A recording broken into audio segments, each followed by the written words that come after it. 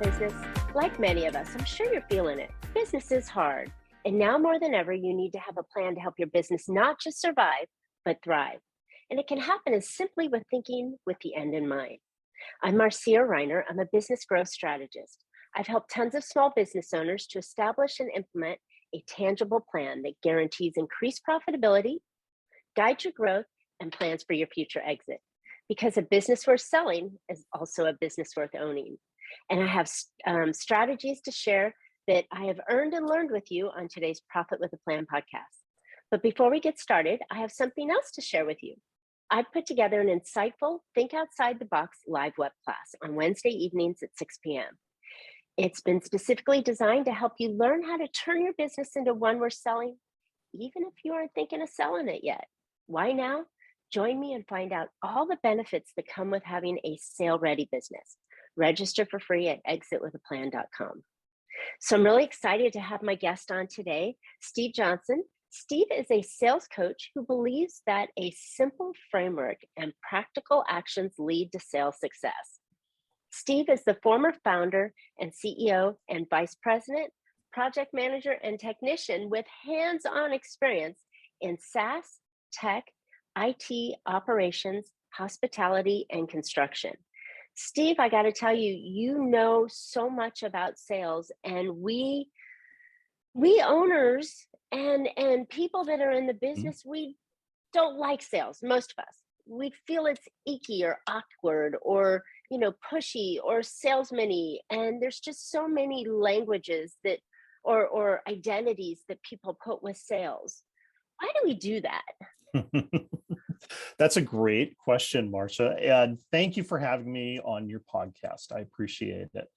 Why do we feel awkward when we talk to people that we're trying to help?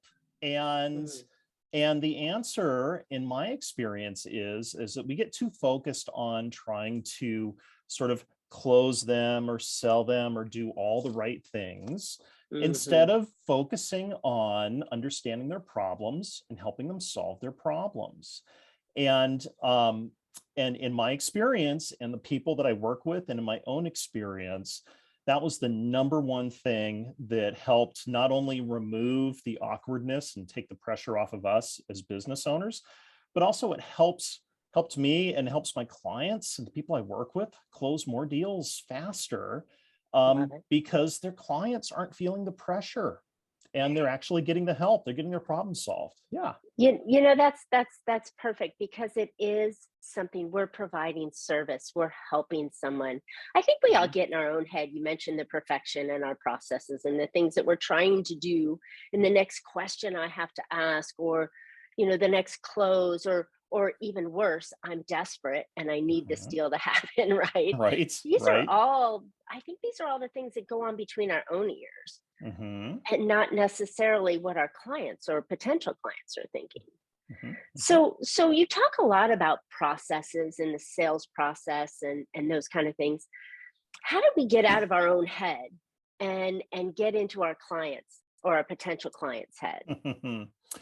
Well, there are a few simple things we can do. They're simple, but they're not necessarily easy, but we can all get a little bit better at them. Good. So the most important thing, and I think what the most difficult thing is it's so hard for us to get out of thinking about what we do and what our clients need. So for example, as an attorney, if I was working with an attorney or a wealth manager or somebody who is selling an accounting software package, they might talk about, well, I've been in the job for this long and I have this experience and I can do these things, or the software can do these things. And we might start trying to justify why somebody works with us before we even just sort of stop to try and understand what their issues are. And we're missing, when we don't do that, we're missing a big opportunity. And here's what it is. As professionals, whatever we do, whether we're an attorney or we're selling software, our customers have a problem, and they might only encounter that problem once or twice in their career. So they really don't know how to diagnose and understand what's wrong and how to make the best decision for what to do. Whereas we as professionals, we probably see it every week, multiple times a week, multiple times a day. And so ironically, we're best positioned to help them make the best decision for themselves. So how do you do that and sort of take your self-interest out of it? Well, there's a neat little, we could probably all go for a Zen retreat or a Buddhist retreat or something to work on that. But what we can do is you can think about yourself like a doctor. And let's say you were a doctor and a client came to you and said, well, hey, my knee hurts, and so I want surgery. Get me a new knee. Right? What would the doctor do? They'd say, okay, well, that's interesting. Why do you think you need? Wait a minute. Right? Maybe some aspirin will do it. Maybe a break. Right? There's some other steps that we go through before you decide that they need a new knee. And a lot of our clients do that as well when they come to us. I want to sell my company. I want to get the most money possible for it. Okay. Or whatever that case might be. Usually what they come to us, the problem, they're talking about the symptom, not what the real issue is. So if we can just take a little bit of time, focus on helping them get very clear on what the problem is, that is one of the big things that we can do to build trust and to get them to get them to feel comfortable with us, and actually to open up about what they need and what we might be able to do to help them. I like that. I was just talking to an attorney friend of mine, and we were talking about how he was hiring somebody, and oftentimes when they've been so involved in a case and they're doing these writings and these reports, and oftentimes they just jump right into the middle of the case and go after the problems and solve them, but they don't bring the reader or the person that they're talking to up to the stage that they are in. So they miss the beginning. So it sounds like that's a similar process when we're going in with a customer, that we want to go back to the customer's beginning instead of going, oh, your knee is broken or hurting. Yeah, you need the surgery, rather than going, have you tried this? Have you tried this? Have you tried this? How does this work? Maybe we could do that. It's taking them back. I'm so glad you brought that up, because again, we see this, we're trained in our areas. And so we understand the patterns, what's happening, and we can move much faster than our clients can typically move, with a few exceptions.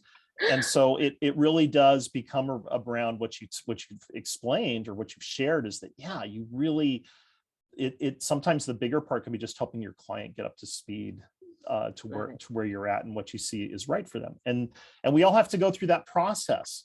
It helps, nobody likes being told what to do at some level. But if it's our idea, if we come up with it, then, oh boy, it's the best idea ever. And and so part of that process is asking them the right questions about the problems, so that they can just have the time and the space to get caught up and understand Love that. Yep. Love that. All right. So we talk often about processes, the sales process. Take us through your methodology, high level, of what your sales process, or what we should consider to have in our own sales processes. Great. So in my framework that I've developed around this is that sales happens when three things come together. You've got somebody's attention. The value of what you're offering is greater than the cost of what it is, and they trust you. Okay, the trust is greater than the risk of doing something with you. So, and that could be overall to get let's say to get someone's attention, so you can talk to them in the first place, to get have them respond to a cold call or a cold email. Or it could be one, call, one step in a multi-step sales process that might last weeks or months or even years. You always have to have their attention. They have to feel like their time with you is valuable, and that they're not on the hook unnecessarily for making their decision. So how does that boil down? What does that mean? Well, okay, you need to be talking to the right person, the right message, at the right time. Okay. And again, simple, but not necessarily easy. And I was just we, going to say, that's easier said than done, having the yep. right person at the right time with the right message, right? Absolutely. Absolutely. Absolutely. Um, so yeah, so look, the right person is the person who is going to be your advocate and knows how to get things done in the organization, and they know how to create a budget to pay for what you're going to do. Mm, And this could be one solopreneur that you're working with, and they're going to do the evaluation and approve the budget and implement what you're sharing with them. This could be committees of people who mhm. share all of these things, but those three things have to happen in order for, they've got to gather the information, they have to make a decision, then they have to go help you implement it, right? Like all Right. those things have to happen. um, so yeah, so getting to the right person is key, and we can unpack that a little bit if you'd like, but that's the key on that. The right message is really fairly straightforward. I like to think about it in terms of what are the top 3 to 5 things that our executive, let's say that we're selling to, has on their mind that they have to accomplish for the business. Mm, And what are those problems that need to be solved? Because nobody hires us because they like us. Well, sometimes, but really the reason they talk to us is because they have a problem that they need to go away. And that's why they buy from us. So what are their top 3 to 5 issues? I And was going to say, how do we, let's unpack that one a okay, little bit, great. because we all know who that ideal person is, or we believe we know who that Mhm, ideal person is. And oftentimes we think we know what their problems are. But are there mhm. any strategies we want to take and put in place to figure out exactly what it is? What their problem is? I mean, Yes. So there we have to come in prepared, right? We can't come in off the cuff. Absolutely. So there's a process to do that, and there's a quick and dirty way, Yeah. and then there's a more involved way. And the more involved way involves going and interviewing your customers about why they Hmm. work with you, why they keep working with you, and what they find most valuable. Um, the way to sort of reverse engineer that on the back of a napkin, even in a couple of minutes, is to just look at the deals that you've had in the past and figure out which ones went through the sales process the quickest Hmm. and were the easiest to serve, okay, and are the most profitable.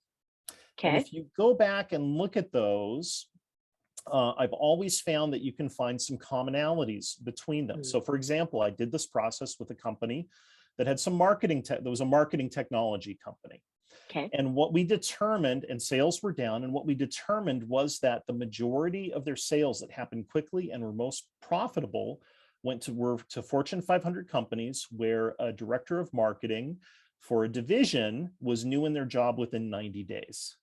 And we had all kinds of other, small companies and people who'd been there a long time, and there were 4 or 5 different profiles that we're selling to, but those were the ones that would close quickly and they had the most luck with. And so we found those commonalities. And what we realized is that, again, back to those top 3 to 5 problems, typically this chief marketing officer, director of marketing, was hired because there was a problem that the last person who held the position couldn't fix.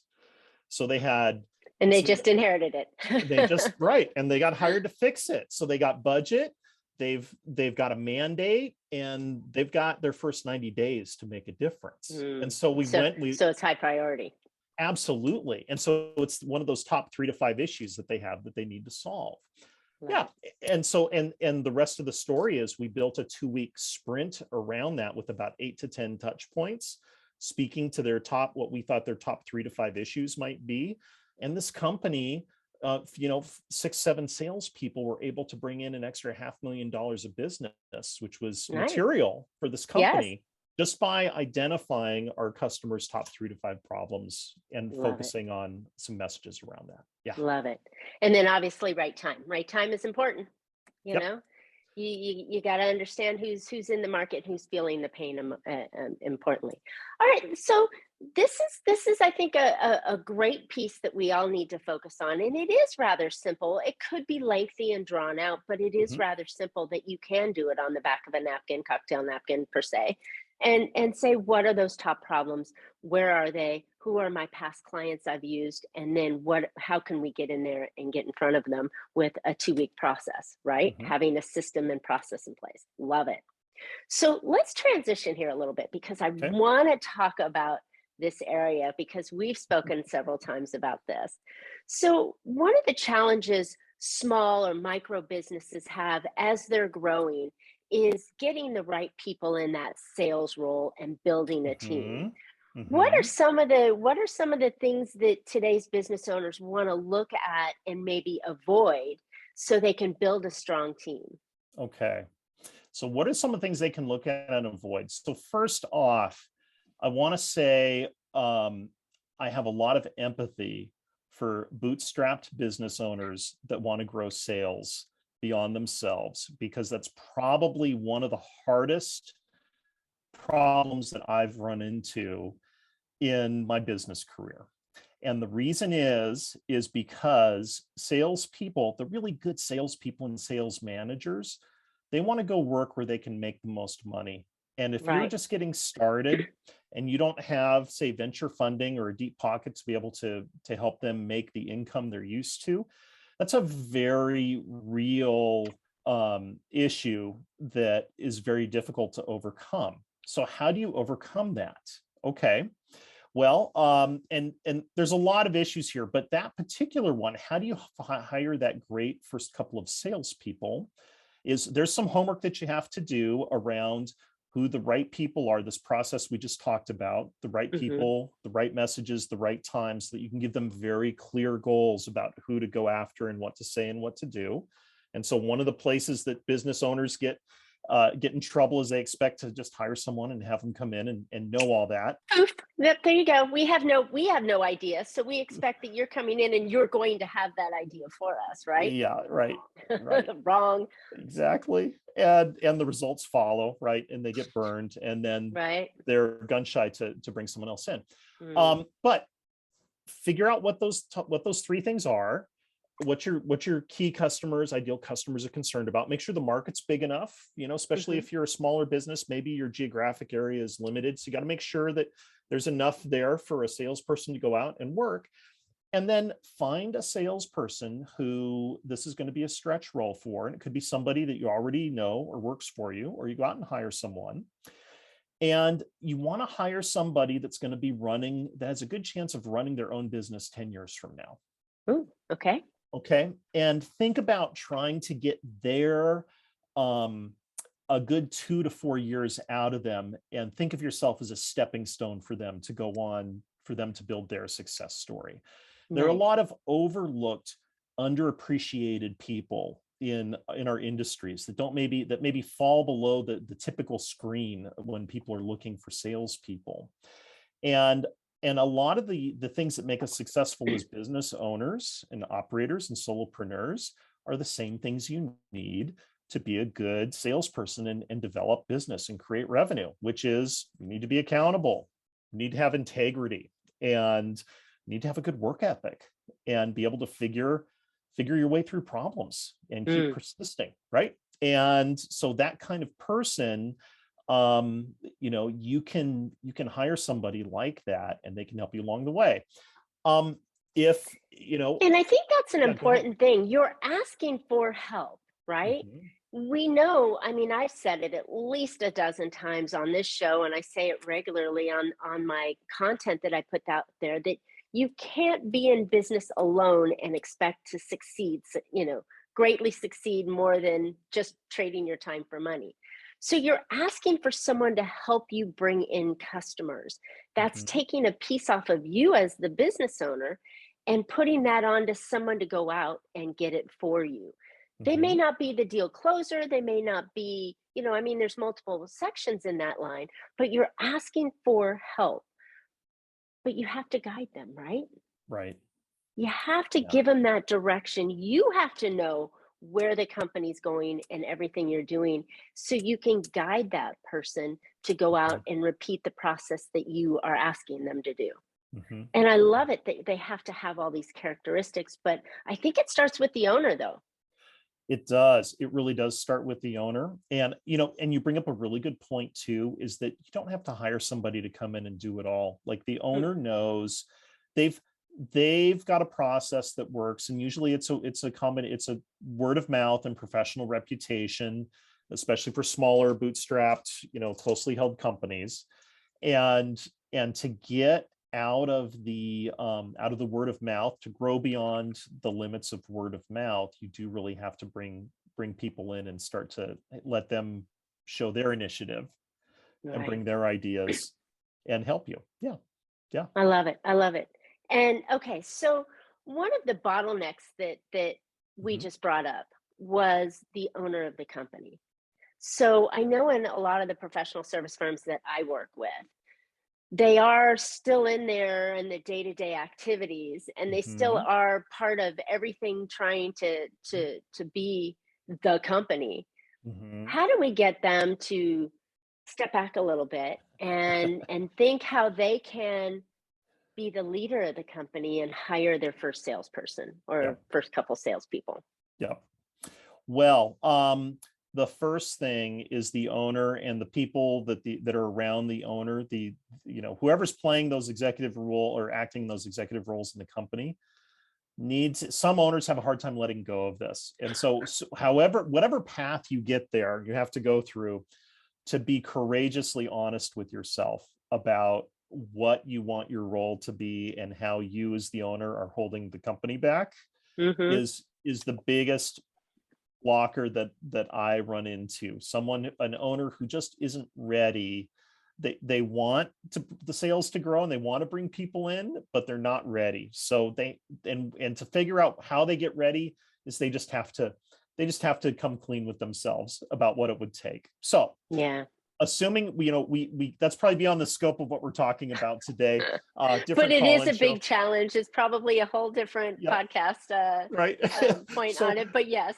Okay, but then assuming that, right, then if the owner understands and knows under what conditions they're comfortable bringing this person in and how it's going to work, obviously you're not going to bring someone and say, hey, you're responsible for all revenues now, go, right?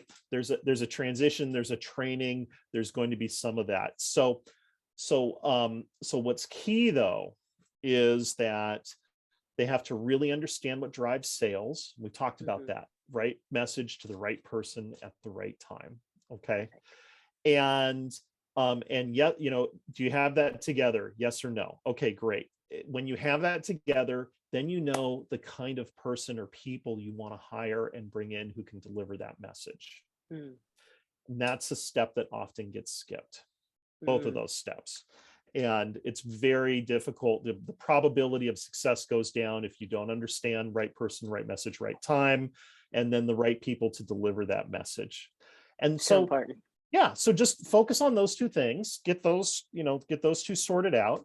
And then you go and you either hire someone or you promote someone from inside and you give it a shot. Love it. And you hold them accountable over a reasonable period of time. Yes. I think setting those expectations for them, first of all, finding the right person and having the right process set up when you bring that person on. But then setting those clear expectations, like you said, give them some time to work it out and achieve those goals. And so one of the challenges that business owners have is, oh my gosh, do I have enough in the funds to pay a salary for this kind of person? Is it me, or it is really common to have a salesperson be revenue generated, commissioned, right? To be paid for performance, but then to give them a little something to get them time to ramp up. But it is usually performance paid, so they are in fact paying their own salary if you do this right. Correct? Correct. There is a time, so depending on what the sales cycle is, it takes salespeople a couple of sales cycles to get up to speed and get their pipeline filled. That just takes time, right? It could take 6 to 9 months depending on sales cycle and what's happening. But yes, you're right. Typically compensation for the kind of roles we're talking about might be 50% salary and then 50% performance based. And if Hmm. someone is not progressing, again, one of the maybe the second most common mistake I see is giving someone waiting too long when it's not going to To work pull the out. hook. Right. Right. Yep. Yep. Got it. Okay. So I love it. And that's one of the scary things for us micro and bootstrapped, and I love how you use that word, bootstrap businesses, or those that are growing and expanding, and Mhm, maybe the funds are a little tight because they're putting everything back into the company. But to mhm. realize that this person that you're engaging and bringing on and developing, they're going to bring you money, they're Mhm. going to bring you clients. They're going to Yes. expand the business. And I think that this is probably one of the earlier hires that Mhm. you should have on your bucket list. I talk about a chart in your business of people and who you have and roles that you need to have in there. And instead of hiring a VP of sales, you hire the salesperson, right? But it is an early piece that really escalates and speeds up your growth ability. So it Mhm. is a truly important hire. Mhm. So where does one, I mean, you talk about the sales teams, and how long does it take to get somebody ramped up and have the processes and getting them thinking with the message? I mean, it can be done relatively quickly, right? It can. It definitely can. The key is finding the right people and getting them hired. And I'm sure the people listening to this, are now going, okay, great. No kidding, right? How do we go do that? Um, Again, the more that you can offer someone an opportunity for a stretch role and think Mm, about the qualities that make someone a good entrepreneur, a good business owner, and this is the next step in their career, um, you can get them for a reasonable valuable reasonable value typically, and their performance, in my experience with their performance, is that it's pretty good. Yeah. really interesting. Mhm. Okay, so one of my friends is an HR specialist, and she coaches companies on their hiring things. She she always says that you have to hire for the skills that they're currently in and not do those stretch hires. Is Mhm. this the kind of role that is comfortable to get somebody in to hire at a stretch? And a stretch means that they're not ready yet, but they will be with a little bit of training. Right. Is that, um, Right. I don't know. Ah, I'm a little leery. But then on the other side, do I have the money? Do I have a couple 100,000 to pay a real salesperson while they're building their pipeline? right. No. Right. What I believe the great poet Mick Jagger said, you can't get what you want, but you can get what you need, something like that, right? Love it. Love Um, it. okay, so I would agree with your HR friend, and I think and maybe I wasn't clear about this, or as clear as I could have been. You're hiring for these fundamental qualities Hmm. of work, work ethic, somebody that's customer focused, they know how to solve problems, like Persistent. persistent. Okay, these are all things, like, again, these are all traits that a good business owner is going to have. Mm, And whether it's nature or nurture, or some of each, right? Like, these are things that people show up with, and mm. that that they're going somewhere in their life given the right opportunity. So think about it, and this is what I try and get people to think about, is you're creating an opportunity for somebody to Mhm. step into this role and show you what they can do. Um and so they do have those skills. It's just the skills aren't mature yet, maybe. And so Got it. so something like this also going to be, they're going to be curious, they're going to be a self-starter, they're going to want to learn, they're going to be reading the books, they're going to be doing, and there'll be ways that they demonstrate that they're Excitement. serious. Excitement, but also that they're serious about being successful at this. Love it. Yes. Love it. All Yeah. right. So you gave us a wealth of information today. You gave us some ideas on the processes, the sales roles that we Mhm. have, the hiring. We talked about the owner getting them, set up mindset to hire Mhm. somebody, and the importance of having a sales team, and the fact that if you don't have people helping you sell, you're going to be trapped at the small size forever, Yes. right? Right. I mean, the owner Right. can't carry the load of being the salesperson, the leader, the HR, the Mhm. pay, the financier, and everything else. There's just not enough time in the day for the company to grow. So this is an early hire for any small business. And I love the tips that you shared about having those qualities, the right person and the right time, and importantly, the right characteristics for the person that you're bringing in. So, all right, Right. Steve, where can listeners find out more about you and scaling sales? Fantastic. Well, you can find me in a couple different places on the web. If you want to go to my website, it's scalingsales.com. I have a blog that has gone a little inactive, but we're getting it spun back up. stevejohnson.blog. You can find, scaling sales from there, or vice versa.